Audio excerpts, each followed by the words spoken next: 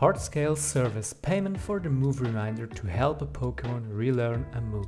As such, heart scales are in high demand and sell for a decent price on the GTL. My name is Mr. Reboy, and in this video I'll show you a method for farming heart scales and how much profit you can expect. I will also show you whether or not it makes sense to use the item Magnet Charm. I spent 1 hour farming heart scales without using the Magnet Charm and 1 hour with using the Magnet Charm. So if you're interested, get yourself a nice cappuccino and stay tuned. For this method you will need two things. A Super Rod, which requires completion of the Unova Elite 4 and a level 100 Meowth with the ability Pick Up and the moves Payday and Covet or Thief. Even if this method works with a non-IV trained Meowth, I still recommend having a Meowth with 31 IV on attack and speed. You should also EV train your Meowth on attack and speed. In my experience, that's enough, but if you have a Meowth with an attack boosting nature, all the better. This is my Meowth. It has 31 IVs on attack and speed and is EV trained in the same values. As you can see, my Meowth has a docile nature and therefore has no attack boosting nature. I use Covet instead of Thief because it gets Stab.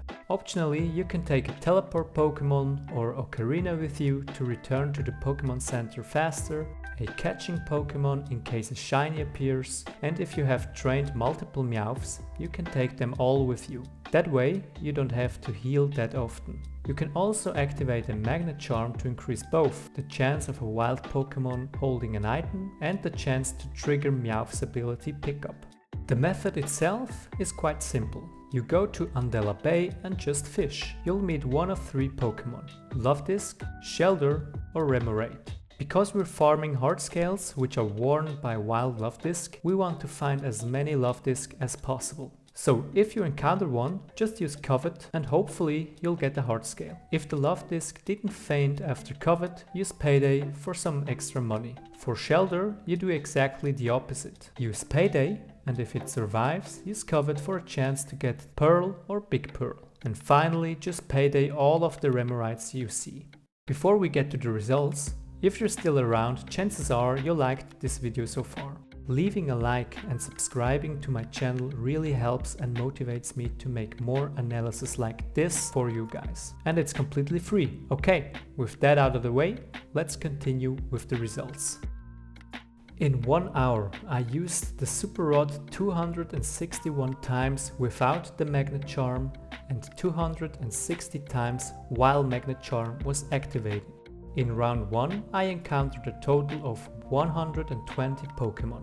This means that on average I had a 46% encounter rate when using the Super Rod. In round 2, the results are pretty similar. I encountered 112 Pokemon, which results in an encounter rate of 43%. The encounter distribution also looks practically the same in both rounds. I encountered Luvdisc and Remoraid about equally often and they account for approximately 84% of all encounters. With an encounter rate of 16%, Shelder are much rarer. So, what items did I find? In round 1, that is without the Magnet Charm, I found 12 heart scales via Covet. While using the Magnet Charm I found 15 heart scales, 4 pearls and 1 big pearl. I also found some items via Pickup.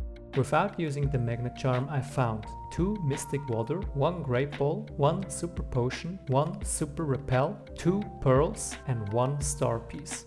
While using the Magnet Charm I found 5 Mystic Water, 4 Dive Balls, 1 Blue Shard, 1 Green Shard, 1 Super Potion, 1 Super Repel, 1 Pearl, 1 Big Pearl, 1 Water Stone and even 1 Heart Scale. In addition to the items, I had another income stream, Payday. The amount made from Payday is obviously independent of the Magnet Charm, and so the results are very similar.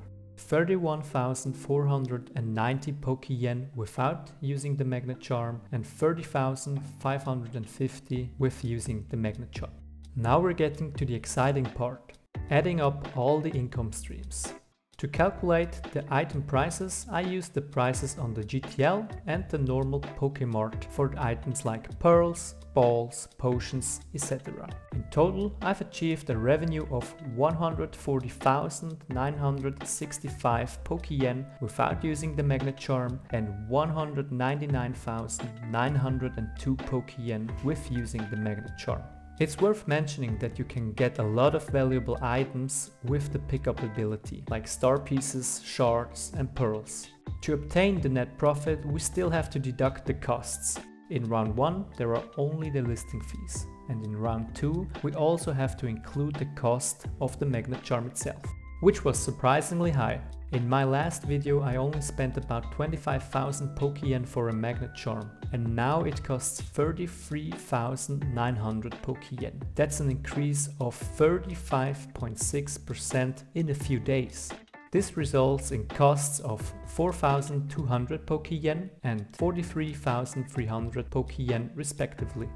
By subtracting the costs from the revenue, we arrive at a net profit of 136,765 Pokeyen without the Magnet Charm and 156,602 Pokeyen with the Magnet Charm. A revenue of just under 200k is awesome. Unfortunately, the Magnet Charm is very expensive nowadays, but even so, it's still worth using a Magnet Charm, especially if you can buy it at a lower price. So keep your eyes open. All in all, this farming method is definitely worth a try. I wanted to take some time to thank you all. Your support on the last video has been incredible. You absolutely crushed the like button and engaged in the comment section. I wanted to let you know that a simple like has a big impact, not only for the algorithm, but also for me and my motivation.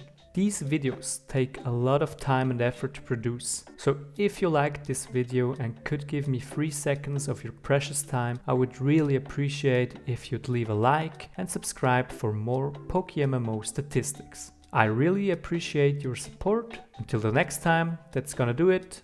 See ya!